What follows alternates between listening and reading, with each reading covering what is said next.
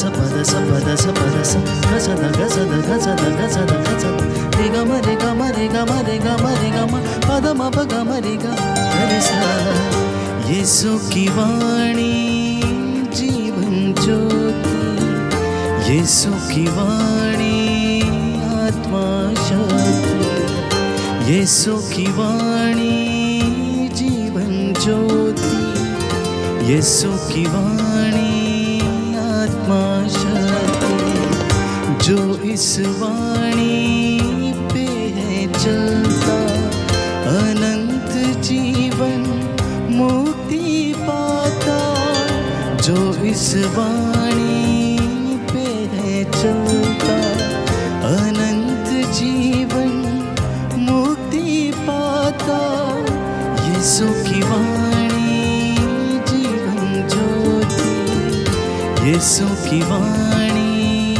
आत्मा शक्ति यीशु की वाणी जीवन ज्योति यीशु की वाणी आत्मा शक्ति।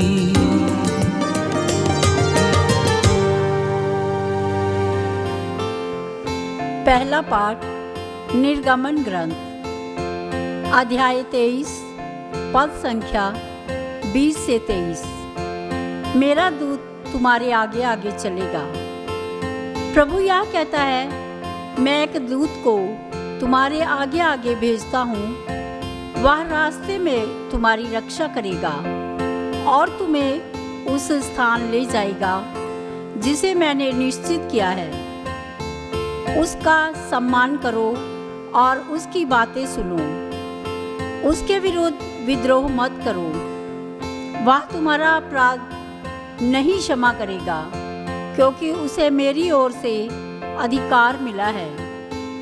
यदि तुम उसकी बातें मानोगे और मैं जो कुछ कहूँगा वह सब पूरा करोगे, तो मैं तुम्हारे शत्रुओं का शत्रु और तुम्हारे विरोधियों का विरोधी बनूंगा। मेरा दूत तुम्हारे आगे आगे चलेगा और तुम्हें अमोरियों, हित्तियों, पेरिजियों, कनानियों, हिव्वियों तथा यबूसियों के देश पहुंचा देगा और मैं इनका सर्वनाश करूंगा। प्रभु की वाणी है। ईश्वर को धन्यवाद। प्रभु आप लोगों के साथ हो और आपकी आत्मा के साथ। संत मत्ती के अनुसार पवित्र सुसमाचार। हे प्रभु तेरी महिमा हो। उनके दूत स्वर्ग में निरंतर मेरे स्वर्गीय पिता के दर्शन करते हैं। शिष्य यीशु के पास आकर पूछने लगे, स्वर्ग के राज्य में सबसे बड़ा कौन है? यीशु ने एक बालक को बुलाया और उसे उनके बीच खड़ा कर कहा, मैं तुम लोगों से कहे देता हूं, यदि तुम फिर छोटे बालकों जैसे नहीं बन जाओगे तो स्वर्ग के राज्य में प्रवेश नहीं करोगे। इसलिए जो अपने को इस बालक जैसा छोटा समझता है वही स्वर्ग के राज्य में सबसे बड़ा है। और जो मेरे नाम पर ऐसे बालक का स्वागत करता है वह मेरा स्वागत करता है। सावधान रहो, इन नन्हों में से एक को भी तुच्छ न समझो। मैं तुमसे कहता हूं, उनके दूत स्वर्ग में निरंतर मेरे स्वर्गीय पिता के दर्शन करते हैं। प्रभु का सुसमाचार है। हे क्रिस्त तेरी स्तुति हो।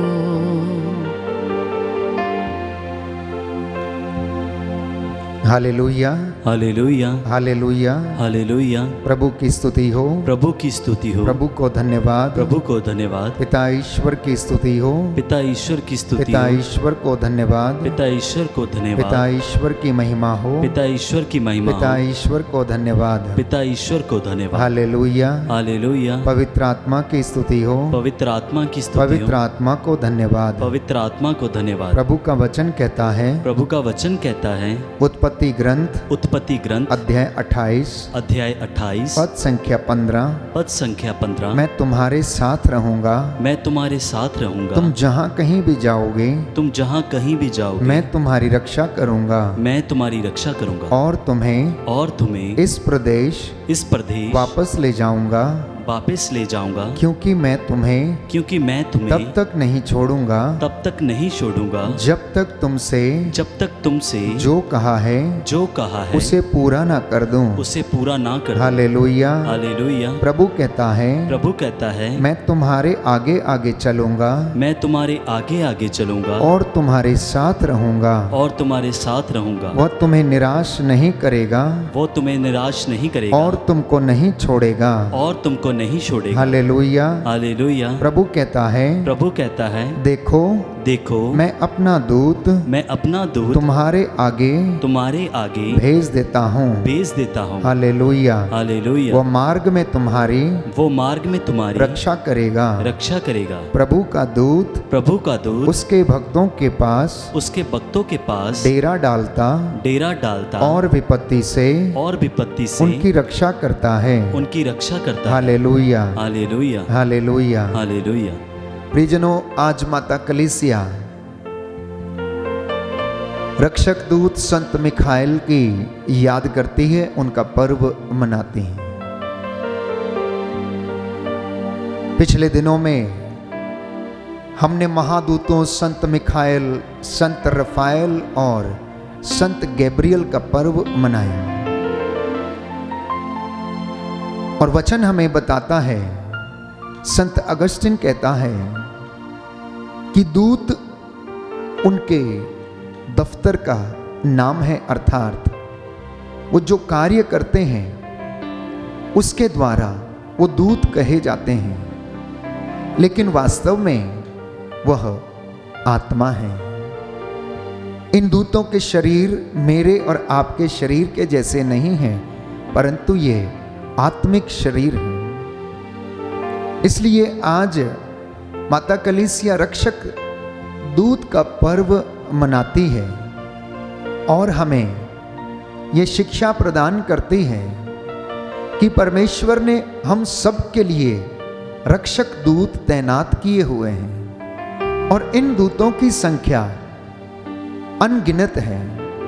जैसा कि बाइबल में हम पढ़ते हैं, उनकी संख्या लाखों और करोड़ों में है, सैकड़ों में है प्यारे भाइयों और बहनों। और इन दूतों का अपना अपना स्थान है, अपना अपना कार्य क्षेत्र है, अपनी अपनी जिम्मेदारी है, अपना अपना पद इन्हें स्वर्ग में दिया गया है। बाइबल हमें यह भी बताती है कि इन दूतों की श्रेणियां हैं। कुछ दूत हैं तो उनके ऊपर महादूत हैं, प्रिंसिपैलिटीज हैं, डोमिनियंस हैं, पावर्स हैं, वर्च्यूज हैं, सिंहासन हैं, केरुबिम हैं, एवं दूतों की श्रेणियों में सेराफिम हैं। सेराफिम नित्य प्रतिदिन मुंह के बल परमेश्वर की आराधना करते और उन्हें धूप अर्पित करते हैं। आज हम रक्षक दूतों का पर्व मनाते हैं।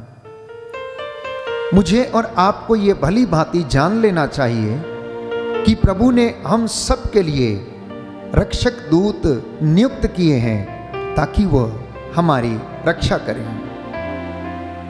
और बाइबल हमें बताती है कि रक्षक दूत अर्थात मिखाइल जिसका नाम है, उसका अर्थ है जो ईश्वर के जैसा दिखता है, जो हमारी रक्षा करता है। एक मौके पर संत योहन पौलुस द्वितीय जब संत मिखाएल को समर्पित वेदी पर पहुंचे तो उन्होंने प्यारे भाइयों और बहनों लोगों को ये बताया कि संत मिखाएल का कार्य विशेष रूप से शैतान से लड़ना है, अपनी तलवार से शैतान का सामना करना और लोगों की रक्षा करना है। मैं आपके साथ कुछ वचन साझा करना चाहता हूं जिसे कि बाइबल हमें बताती है कि प्रभु ने इन दूतों को हमारी रक्षा के लिए नियुक्त किया है। सबसे पहला वचन हम पढ़ेंगे इब्रानियों का पत्र अध्याय 1 पद संख्या 14। वचन में लिखा है, क्या सब स्वर्गदूत परिचारक नहीं हैं जो उन लोगों की सेवा के लिए भेजे जाते हैं जो मुक्ति के अधिकारी हैं। तो संत पौलुस लिखता है कि क्या सब स्वर्गदूत परिचारक नहीं हैं? वे हैं, वे परिचारक हैं। वे उन लोगों की रक्षा के लिए भेजे जाते हैं जो मुक्ति के अधिकारी हैं, अर्थात मैं और आप। इसलिए हमें इन दूतों को नजरअंदाज नहीं करना चाहिए।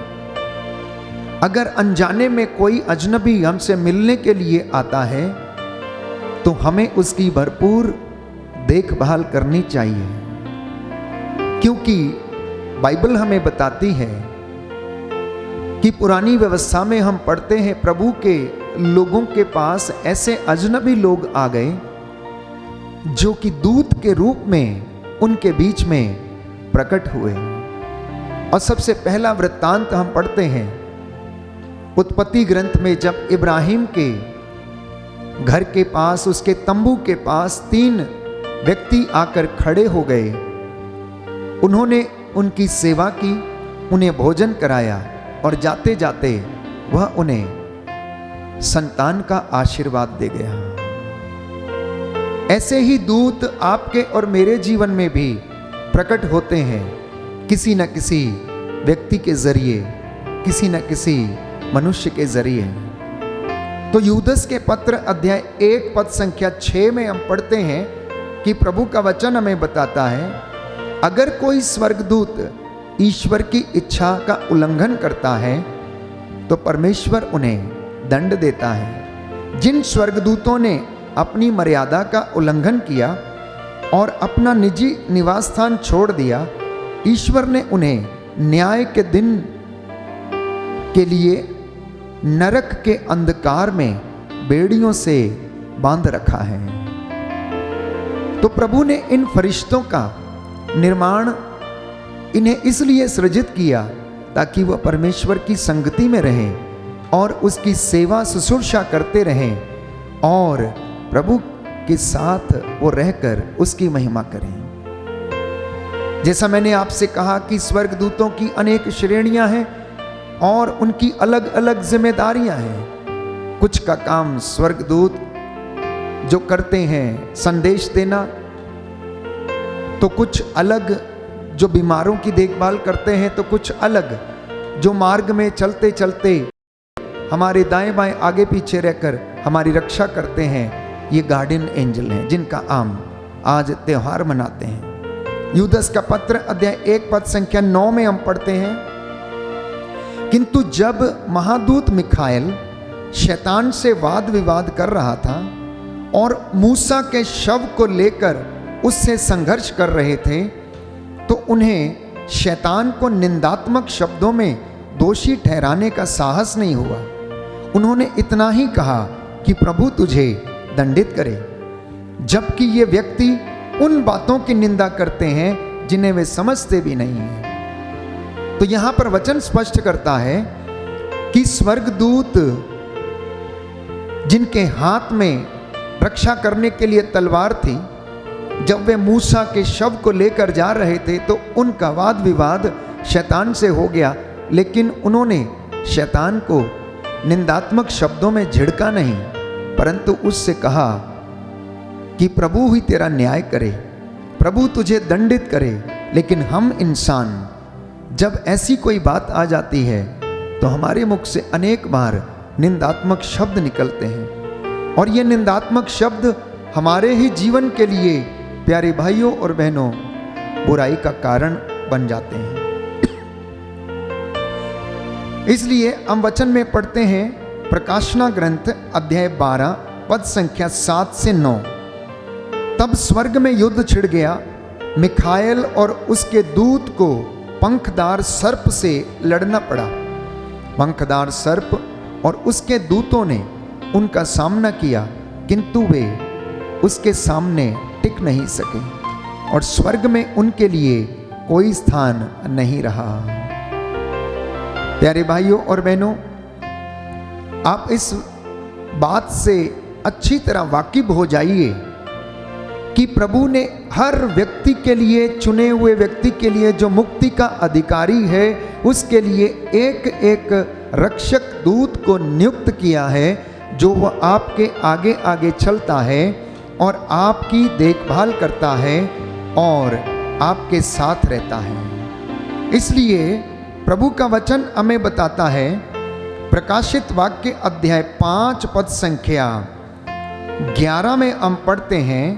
प्रकाशित वाक्य अध्याय 5 पद संख्या 11 में हम पढ़ते हैं कि मेरे सामने वह दृश्य चलता रहा और मैंने सिंहासन, प्राणियों और वयोवृद्धों के चारों ओर खड़े हुए बहुत से स्वर्गदूतों की आवाज को सुना। उनकी संख्या लाखों और करोड़ों थी और वे ऊंचे स्वर से कह रहे थे, बलि चढ़ाया हुआ मेमना सामर्थ्य, वैभव, प्रज्ञा, शक्ति, सम्मान, महिमा तथा स्तुति का अधिकारी है। तो मैंने आपसे कहा कि पिता ईश्वर ने तमाम दूतों को आपकी रक्षा के लिए नियुक्त किया है, क्योंकि उनकी संख्या करोड़ों और लाखों में है, जिनकी कोई गिनती नहीं है। इसलिए प्रभु हमें याद दिलाता है, दानियल नबी के ग्रंथ अध्याय 6 पद संख्या 22 में हम पढ़ते हैं। दानियल नबी का ग्रंथ अध्याय 6 पद संख्या 22। प्यारे भाइयों और बहनों, प्रभु का वचन हमें बताता है, दानियल ने राजा को उत्तर दिया, राजा आप सदा जीते रहें। मेरे ईश्वर ने अपना दूत भेजकर सिंहों के मुंह बंद कर दिए। उन्होंने मेरी कोई हानि नहीं होने दी, क्योंकि मैं ईश्वर की दृष्टि में निर्दोष था। तो जो निर्दोष हैं, जो मुक्ति के अधिकारी हैं, जो अपनी मुक्ति के लिए निरंतर प्रयास करते हैं, जो प्रभु के साथ रहते हैं, पवित्रता की साधना करते हैं, परमेश्वर अपने दूतों के द्वारा उनकी रक्षा करता है, जैसा कि दानियल नबी के विषय में बताया गया है। इतना ही नहीं, पुरानी व्यवस्था में हम पढ़ते हैं, बाइबल हमें बताती है, निर्गमन ग्रंथ अध्याय 23 पद संख्या 20 और उससे आगे, कि मैं एक दूत को तुम्हारे आगे आगे भेजता हूँ, वे रास्ते में तुम्हारी रक्षा करेगा और तुम्हें उस स्थान ले जाएगा जिसे मैंने निश्चित किया है। तो प्रभु ये कहता है कि मैं अपना दूत तुम्हारे आगे आगे भेजता हूँ, जो मार्ग में तुम्हारी रक्षा करेगा, वो तुम्हारे आगे आगे चलेगा और तुम्हें कोई भी हानि नहीं होने देगा। आज हम रक्षक दूतों का पर्व मनाते हैं प्यारे भाइयों और बहनों। इसलिए हम लोग जब भी किसी दुविधा में हैं, परेशानी में हैं, समस्या में हैं, तो अपने संरक्षक दूत को हम याद करें, जो हमारी रक्षा के लिए नियुक्त किया गया है। प्रकाशित वाक्य अध्याय 12 पद संख्या 7 से 12 में हमने पढ़ा, मैंने आपको पढ़कर सुनाया कि प्रभु का वचन कहता है कि मिखाएल प्रभु के भक्तों के पास डेरा डालता और उनके लिए लड़ता, उन्हें संरक्षण प्रदान करता है। इसलिए स्तोत्रकार कहता है, अध्याय 137 पद संख्या 1 से 5, हे प्रभु मैं स्वर्ग दूतों के सामने तेरा गुणगान करूंगा, मैं तुझे सारे हृदय से धन्यवाद दूंगा, क्योंकि तूने मेरी प्रार्थना सुनी।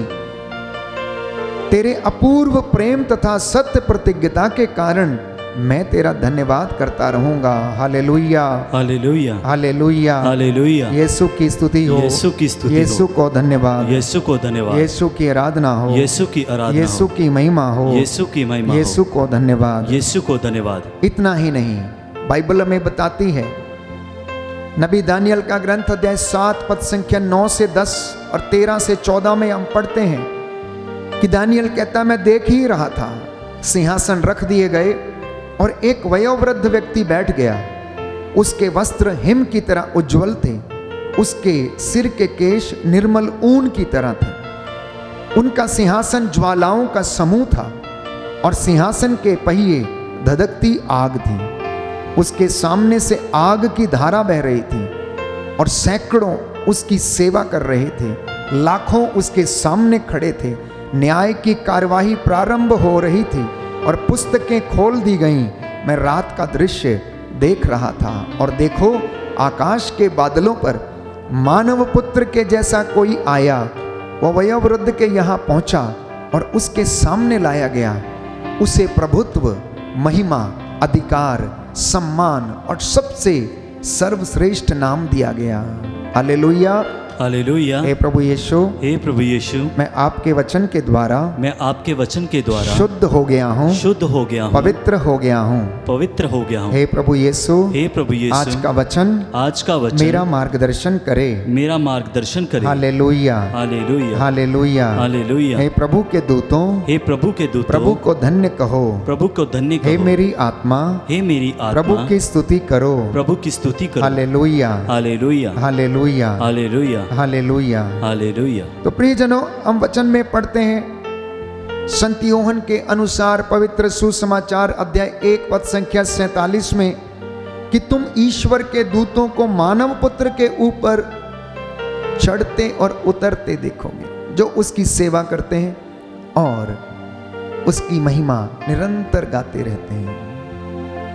हम पिता ईश्वर को आज धन्यवाद दें कि पिता ईश्वर ने स्वर्ग दूतों की श्रेणियां स्थापित की, उन्हें जिम्मेदारियां प्रदान की और हम धन्य हुए क्योंकि पिता ईश्वर ने इन स्वर्ग दूतों को मेरी और आपकी सुरक्षा के लिए, कलीसिया की सुरक्षा के लिए नियुक्त किया।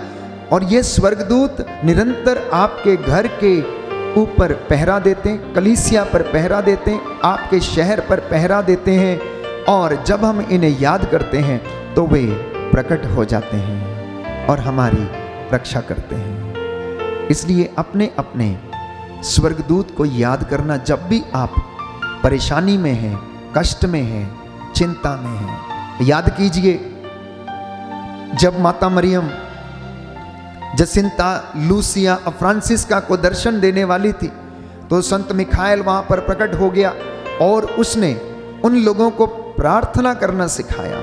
ऐसी तमाम उदाहरण हमारे सामने हैं।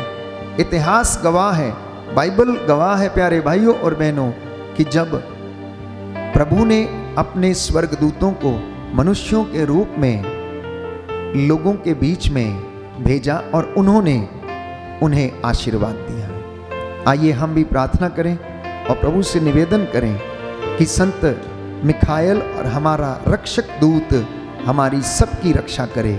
आमीन। हे सर्वशक्तिमान शाश्वत ईश्वर, सर्वव्यापी ज्ञानी पिता, हृदयों की ताह लेने वाले ईश्वर, आज तेरे वचन के द्वारा हम शुद्ध हो गए, पवित्र हो गए हैं। हम विश्वास करते हैं तेरे असंख्य स्वर्गदूत हमारी निगरानी करते हैं, हमारी कलीसिया पर, हमारी पल्लियों पर, हमारे घरों परिवारों पर, हमारे नगर, हमारे शहर की देखभाल करते हैं। हे प्रभु यीशु, तेरे स्वर्गदूत आज हम सभी लोगों को निगरानी करें और संरक्षण प्रदान करें।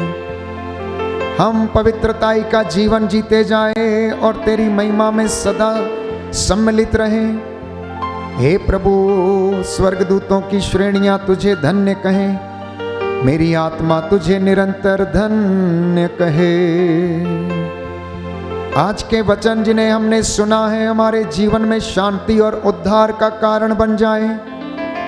जो निराश हैं, जो इस वक्त यात्रा कर रहे हैं, तेरा स्वर्गदूत इनकी यात्रा को सफल करे, इन्हें संरक्षण प्रदान करे। हमारे हाथ पैरों में बल प्रदान कर, हमारे घर परिवारों में तेरी रूह का दुगना मसा छा जाए। हम ये प्रार्थना करते हैं हमारे प्रभु क्रिस्त के द्वारा,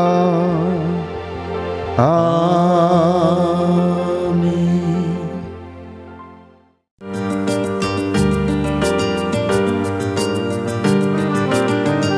यीशु की वाणी